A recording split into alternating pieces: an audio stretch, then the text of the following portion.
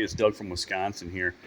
Just want to give you an update on this 2013 Prius V that I did the motor swap on due to a blown head gasket and frozen water pump.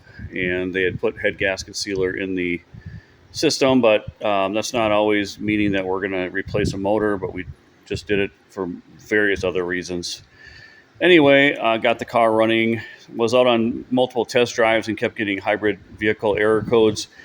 And turns out we end up getting a code for the P0A93 code, which is a failed water inverter water pump, which is very rare on these newer generation Priuses. They don't generally go bad. So I started getting ready to replace the water pump right there and went to drain the inverter coolant, the reservoir, drain the coolant out of it. And I found that I was getting a bunch of blue, purpley, flecky looking stuff come out.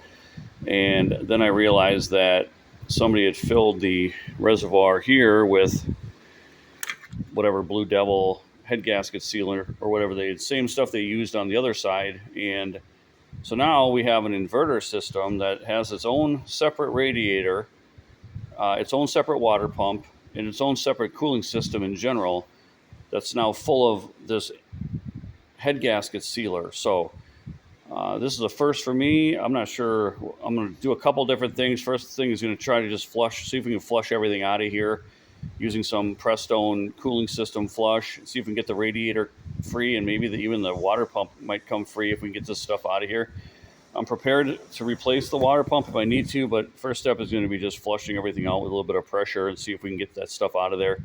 But anyway, yeah, car runs great. It just doesn't stay running because it'll throw that code, and then it goes into, eventually the 12 volt will start to go goofy on it, and it'll drop the ABS, and it'll basically put the car in limp mode. So it causes a cascading effect of all sorts of problems. But if it runs too long without cooling, it'll actually ruin the inverter. So we want to get this thing fixed before that. But that's the update here on this 2013. I thought I'd have it out of the shop already, but not quite yet. I'll give you an update later. Thanks for watching.